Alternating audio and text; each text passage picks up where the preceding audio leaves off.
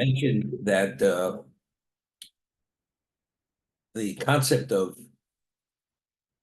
tumah smes, that a Jew contaminates, the remains of a Jew contaminate, even if you're not in direct contact, even under the same roof.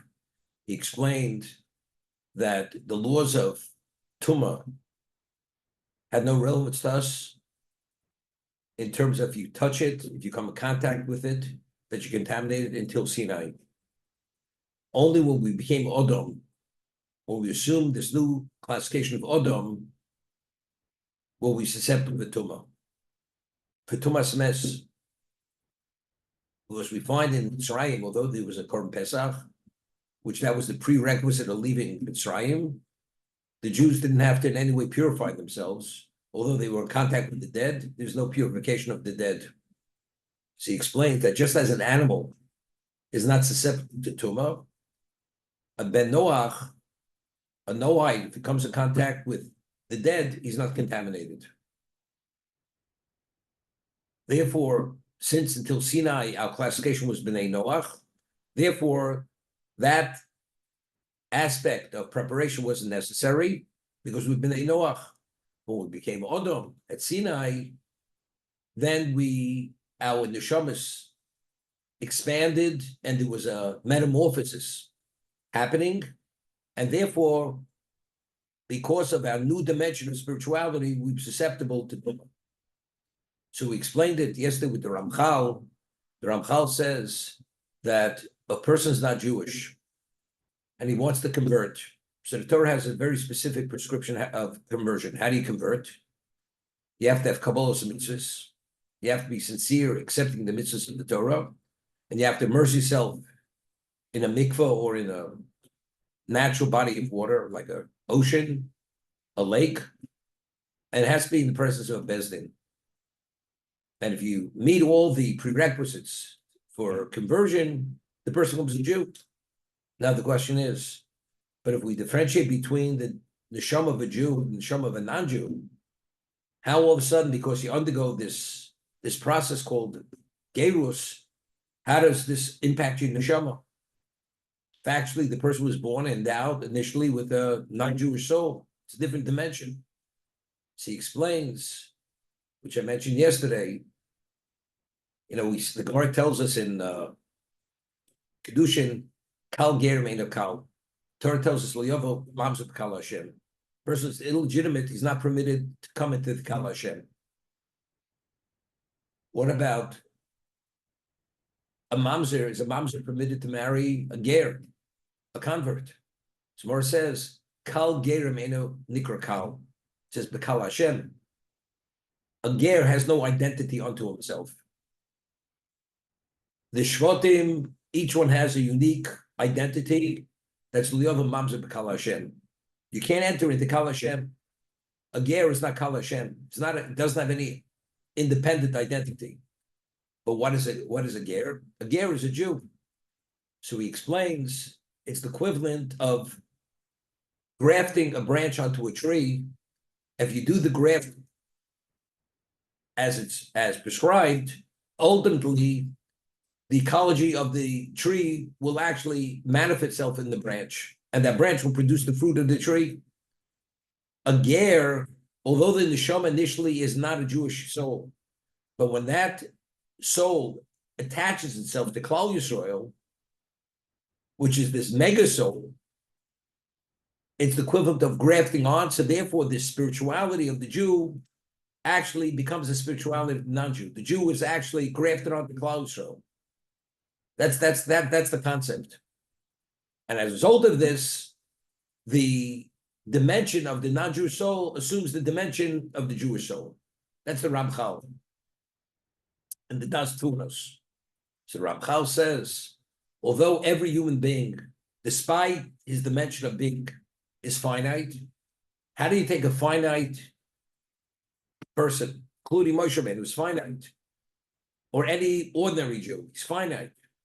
How does it become part of an infinite system? Since there's a mitzvah botidbok, you should cleave to Hashem, and Hashem tells you exactly how to cleave to Him through Torah, through association with Talmid Chachomim, and assuming His attributes. That's how you achieve botidbok. When you attach yourself to him, although you're finite, it's similar to the convert attaching himself or herself to Klal Yisrael. You become part of an infinite system. When you graft, you become grafted to Hashem. You attach yourself, your system becomes part of an infinite system. That's the Ramchal. That's the concept. So at Sinai, what happened to us? How do we become Odom?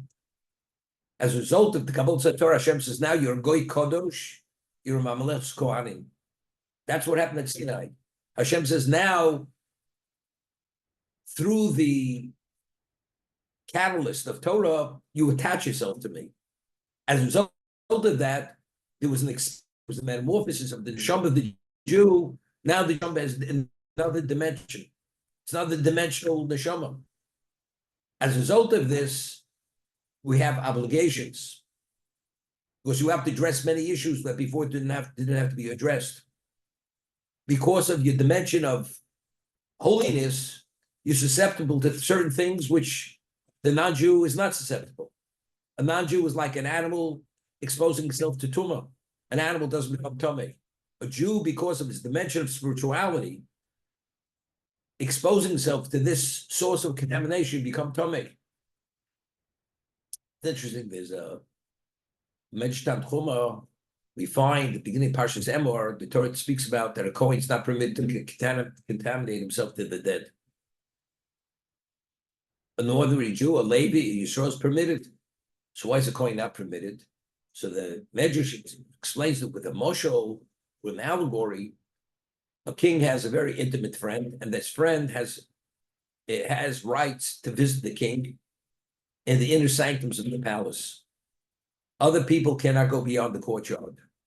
So he says to the intimate friend, he says, your friends, your contemporaries, because they don't have that relation with me, they could expose themselves to certain issues of uncleanliness.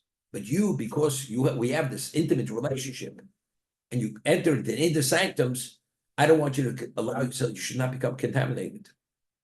So the Kohen who officiates, only because he has another dimension of Kedusha, so he has a greater relevance to Hashem, therefore he has to be careful regarding the contamination of the dead. He's not permitted.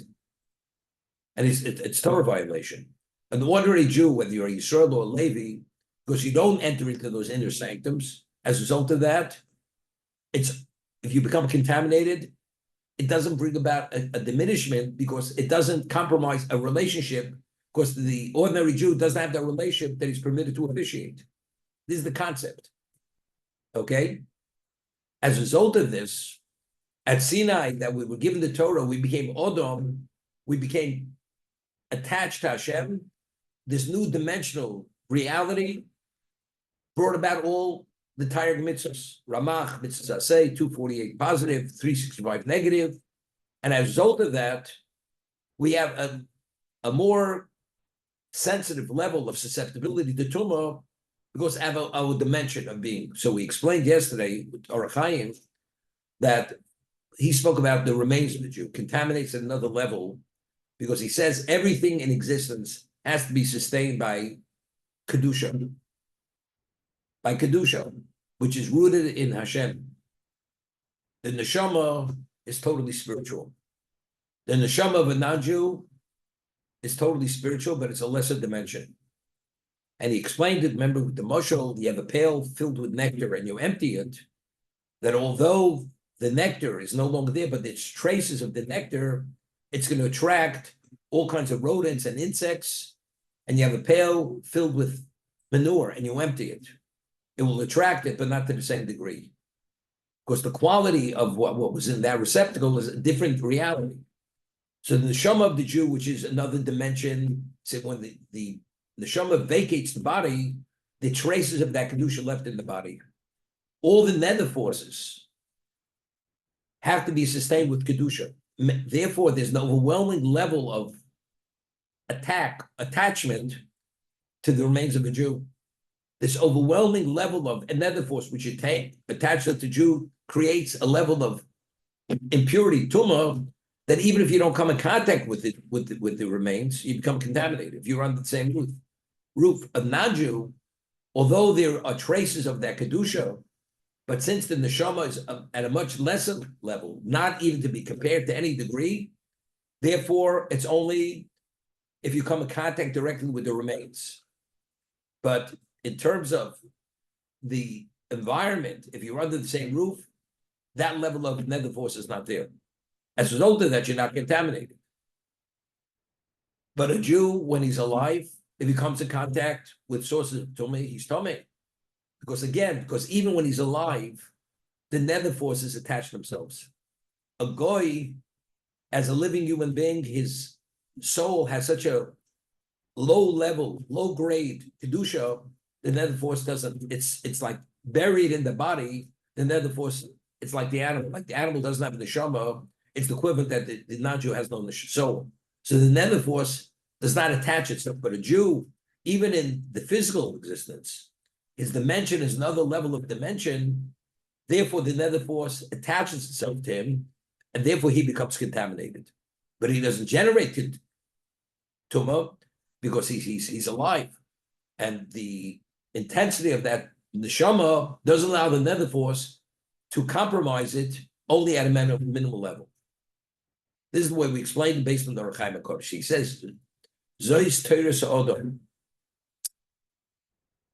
It's Zos Torah. Odom ki yomas bo'el. This is the Torah, Odom ki yomas bo'el.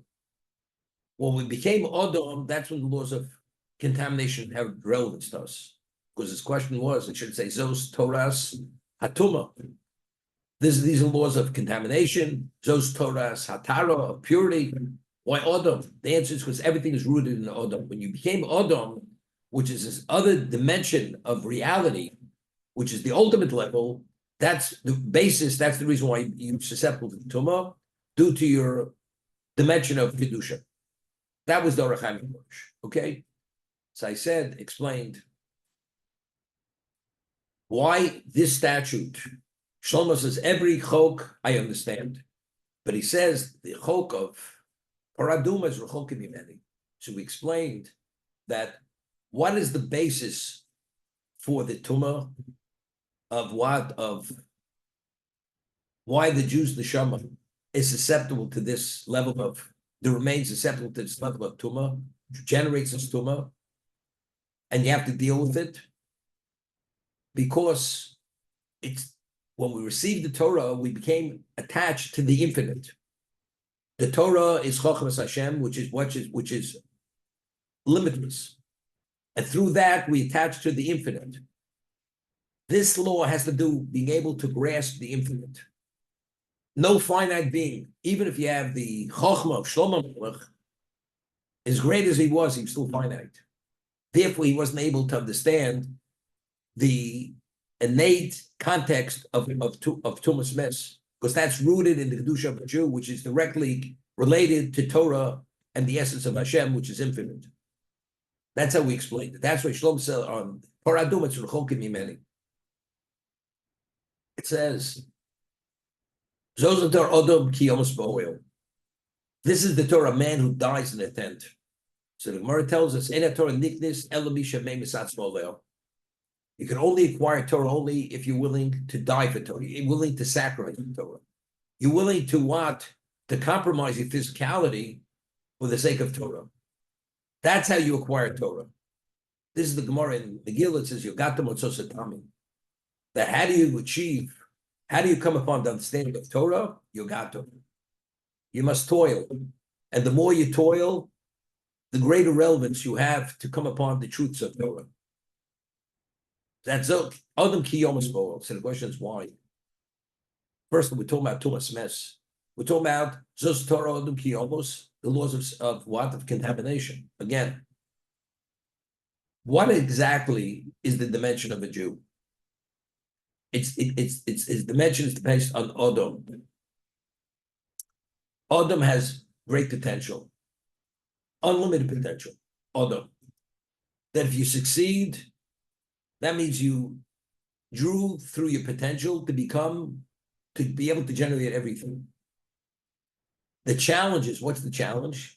As the Ramchal writes in Silsa Shorim, it's a forefront battle. the Yetzer Hara is compared to a fly. A fly. So the Chofetz Chaim writes, a fly, he says, let's say you have a skirmish with your enemy or a battle with your enemy, and you defeat him multiple times.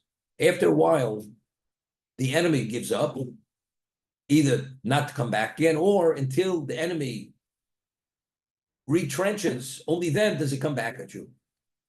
A fly, as much as he's trying to swish it away, you can't get rid of it. You push it in one side, it comes on the other side.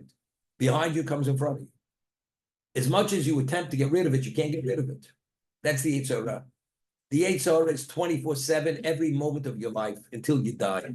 Only once you kill it, which is only when the person is no longer alive, which has no relevance, only then are you not susceptible to it. But as long as you're alive, you're susceptible to it. Why are you susceptible to it? Because of the physicality of the person. So you have to somehow compromise the physicality to be able to achieve the spirituality. That's Adam Kiyomas. Only if you minimize the physicality to the point that you sacrifice for the sake of Kedusha, only then is the physicality held at bay, and you're allowed and you're privy to the spiritual potential of each person. This is the concept. That's why now we find by Paraduma it says V'yikhu l'cho Paraduma. So Rashi cites Chazal that every Paraduma till the coming Mashiach has part of the Paraduma of Moshe Rabbeinu. Every Paraduma, some of the Esher Moshe, the Paraduma has a certain relationship with Moshe. We find by the oil that was extracted from the olive or the menorah, it says V'yikhu l'cho shemen zayizoch v'yikach l'cho. They should take for you shemen zayizoch koses lamor. What's the l'cho? So we explained them. The menorah is Torah Sheba'al Peh. Torah Sheba'al Peh. Who represents the ultimate level of Torah? That's Moshe Rabbeinu. Yikhu l'cho shemen zayizoch koses lamor. You should take for you. There's a personalization of what? Of the oil of the menorah, which represents Torah Sheba'al Peh. That's the elucidation of the Torah Sheba'al Ksav, is Moshe Rabbeinu. The Paraduma, how do we become Adam? As the Kohanim is explaining. We became Adam as a result of Kabbalas Torah. If Moshe Rabbeinu was the only conduit, because Moshe Rabbeinu, his neshama was the equivalent of Klal Yisrael, the Torah had to begin to Klal Yisrael. Yichu eilecha Paraduma. The Paraduma has relevance to you, because you were the conduit to bring about this relationship, that we're able to cleave to Hashem through the Torah. If that's the case, the Paraduma is unique to yourself. Therefore, it's Yichu L'cha, Yichu Eilecha Paraduma. It's directly connected to Moshe Rabbeinu. So the menorah, the oil of the menorah is connected to Moshe Rabbeinu, because that's the ultimate level of understanding, which is Torah Sheba'al Peh. And this is Paraduma. This is the basis how we have relevance to that level of Kedusha. Why we're able to cleave was only because of the Kabbalas Torah, which is Moshe Rabbeinu. Because if not for him, there wouldn't have been a Kabbalas Torah. There was a certain person, not in Baltimore, and ultimately there was a Ner Yisrael Kollel which opened in Atlanta, Georgia, and he went there to become part of the Kollel. He himself was like a semi-Baal Tshuva. His wife was a Baal Tshuva. She became Baal Tshuva through NCSY. Today, this couple's probably in their mid-60s. And and they were close to me when I was in Kollel. So they came to ask me a question. His wife had a relative who adopted a child, and the conversion was Orthodox conversion for this. The child was not Jewish initially. And the halacha is that when a child reaches the age of 13, you're supposed to tell them that they will convert it, and they have an option. Either they buy into it, and we say they're Jews, but if they choose to opt out, they're not Jewish. So the parents were concerned that because they were concerned, they did not raise the child observant. If they tell the child at 13 that initially he was converted and he has this right to opt out, the child's going to opt out. It's not going to be Jewish. And they're worried. What should they do? So I said to him, it's a good question. I'll ask my Rosh Hashiva. I want to ask my Rosh Hashiva. Rosh Hashiva says that because today a child at 13 is totally immature, and it's a very serious decision to make.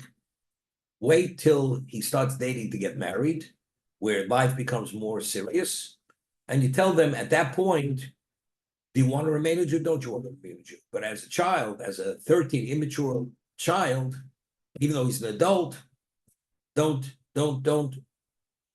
reveal this reality that he has a right to opt out. So I asked Rosh Hashiva, but factually, even if he doesn't opt out, he's not going to live like an observant Jew. He's going to violate the Shabbos, may not keep kashrus. I mean, he's not going to do anything.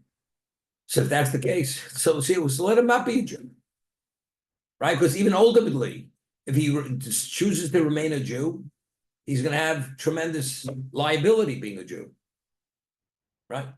That's the question I asked Rosh Hashiva. So Rosh Hashiva's Kohanim Livracha said to me, he called Rabbi Sosalanter, better be a Jew and burn in Gehenna than be a Gentile and have no relevance to Hashem. That's Rabbi Sosalanter.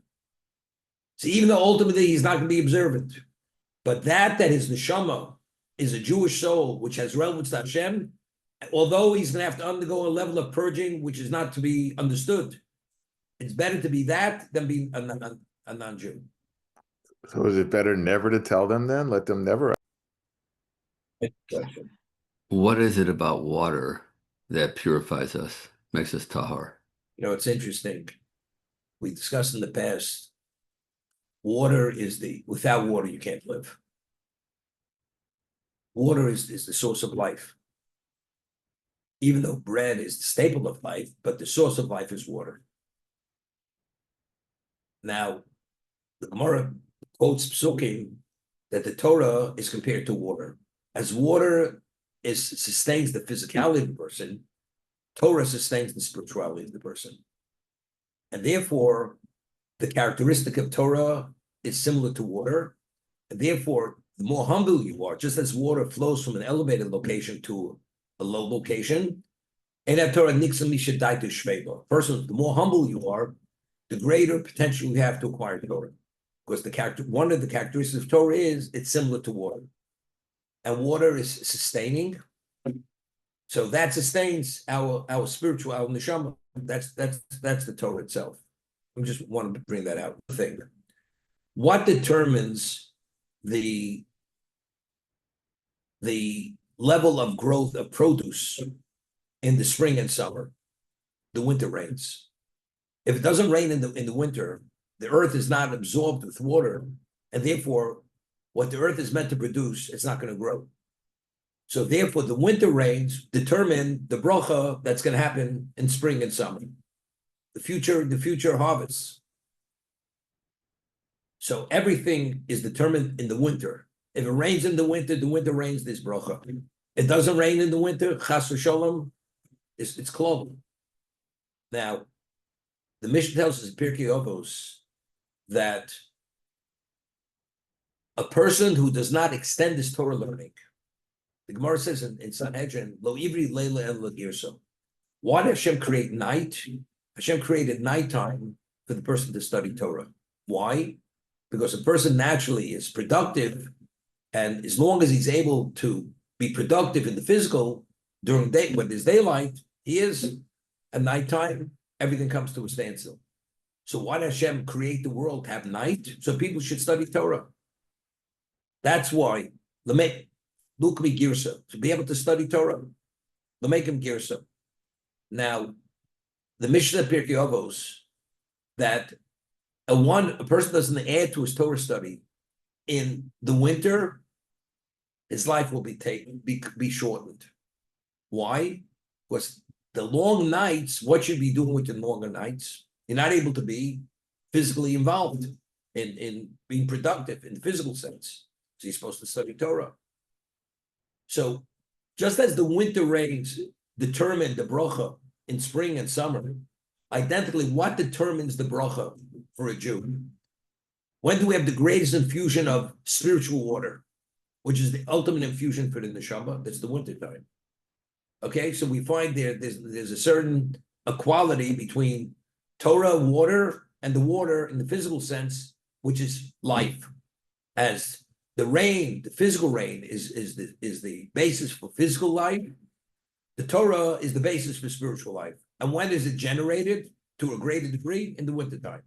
So there's a balance, an equality between the spiritual and the physical. Just to bring that point out. Now, we find there's a mitzvah of Al Gisvo Yom V'Loilo. A Jew has an obligation to be, if you're not engaged in something else, which you're permitted to sleep, you're permitted to eat, you're permitted to earn a living, of course, en kemach en Torah. You're not in violation of not studying. But if a person sits idly and does nothing, then there's a claim against him. Gemara says, the person who has the ability to study and does not study, there's all kinds of problems crop up in that person's life. So there's a mitzvah of Gisvo Yom. It has to be unceasing. Torah has to be unceasing. You need like an unceasing infusion of Torah. That's what you need.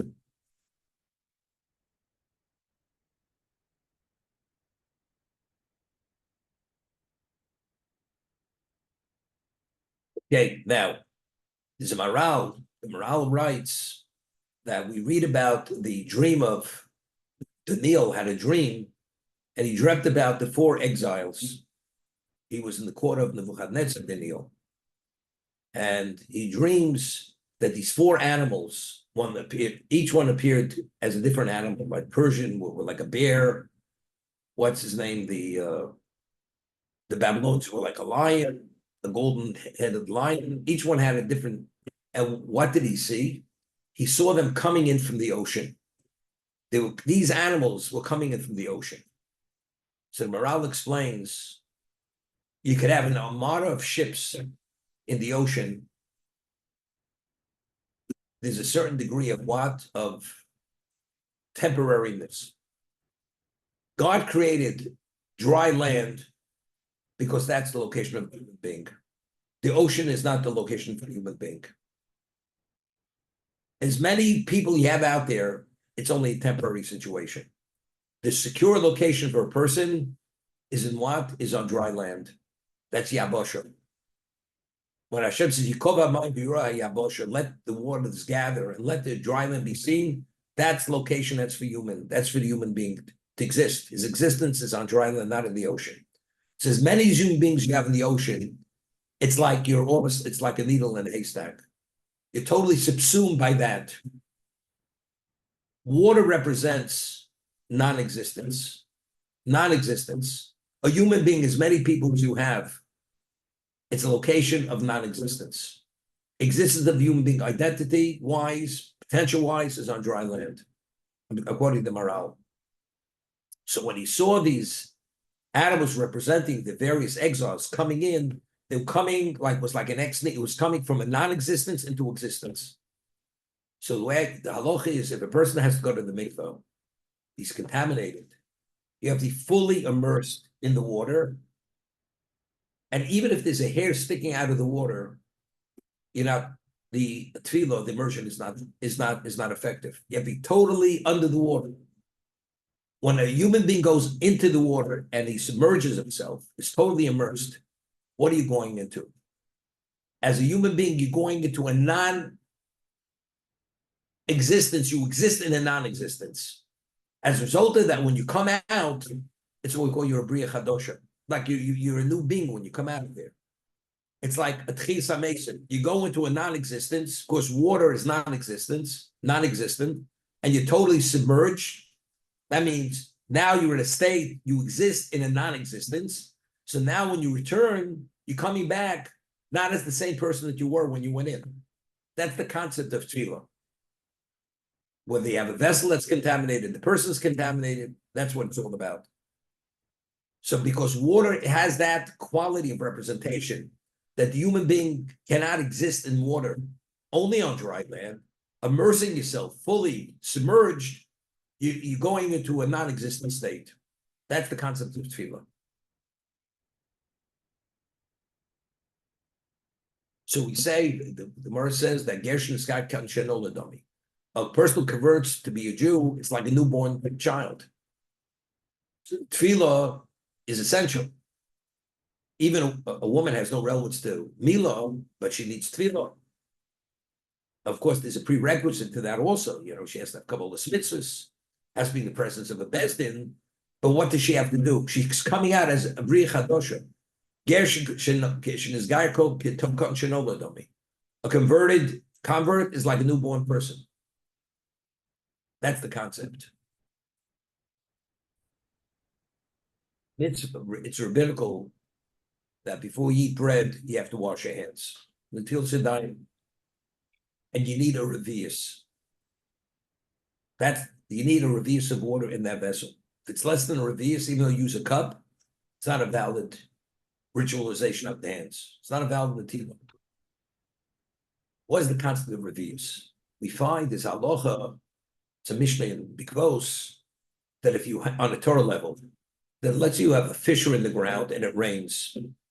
And in that crevice in the ground, there's a revius, rainwater, whatever revius is, 4 ounces, 3 ounces, whatever it is. And you have a needle, a machat, which is tiny, and it's contaminated.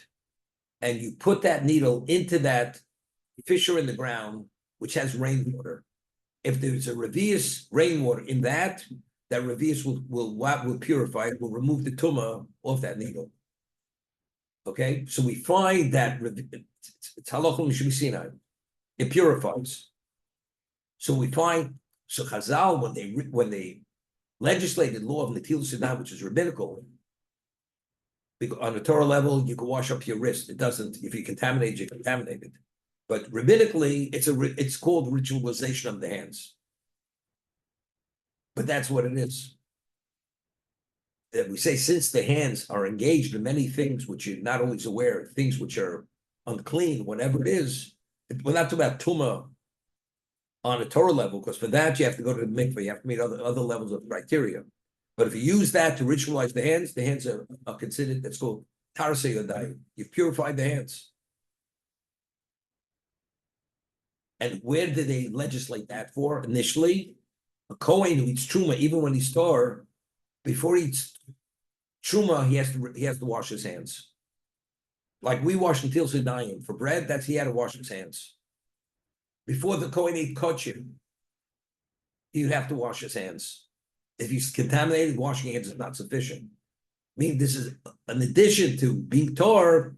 This ritualization is because of the special dimension of the truma, which has kedusha, and the kochim, which has kedusha, to put a person in a more pure state to be able to engage with that. Because hands touch many things, and you're not always cognizant of what you touch. So to make sure they're in a pure state, you wash your hands. So because the Kohen has to do that, therefore Chazal say to make sure that this is in place, properly implemented, all Jews, when you eat bread, you have to wash your hands. This is the concept. But you wash your hands, and that water, you had water that was used, let's say, to wash dishes, even dishes had dust on them. That water, could use that water for Netilas Yadayim. You can't use that water. Rabbinically, that water doesn't qualify. That's called spent water.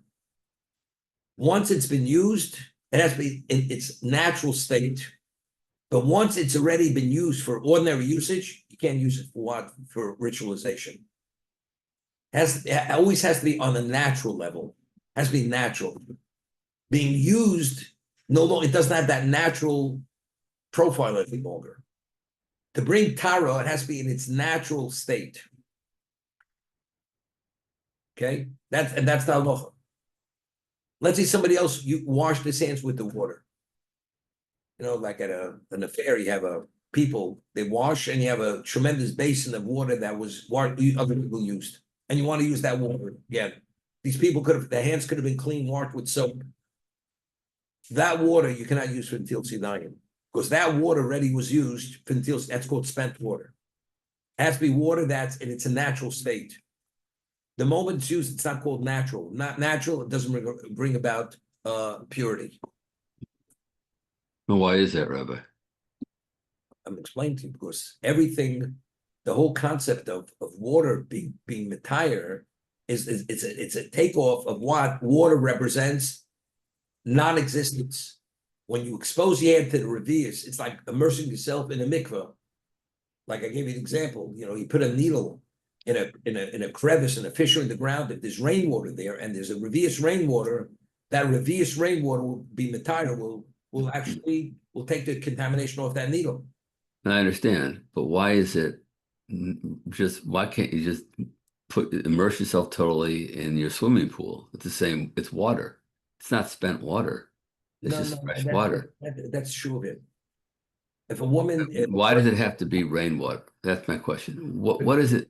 So you ask the same question. What do you need 40 soap? What do you need 40 soap? That's how long should Sinai. These are laws which were ordained at Sinai. So to be able to bring about everything, you have to meet certain criteria. Unless you meet every aspect of those, every detail, it's not effective. We're trying to explain the general concept, what it is. Yeah. So when a man goes into a mikvah, what is he? That's he's contaminated. Like time in the base of Migdash. A Kohen's tummy. He wants to eat true. Ordinary Jew, he wants to eat kosher. He brought a korban. And there's a mitzvah to eat kosher. They eat the korban. He's contaminated. He has to immerse himself in the mikvah. All right, but today, why do we? It's all rabbinical or chumrah. That's all it is. It's not a Torah law. You have to. Does it do anything to us? Does it have any effect other than being a Bria Chadasha? It's the concept. It's the concept of Bria Chadasha. Concept. The Gemara says in Brochos that Tisha Kabim, 9 kabim, certain volume of water, even if you pour it on a person, it brings about a level of purity. Regarding the Takonas Ezra, Ezra enacted that a person who has a nocturnal emission or whatever it is, if a person is not well, Tisha Kabim is sufficient. I mean, there's no such thing. Well, you speak of a mikvah, it's always immersion. Again, it's all rabbinical. These are rabbinical laws.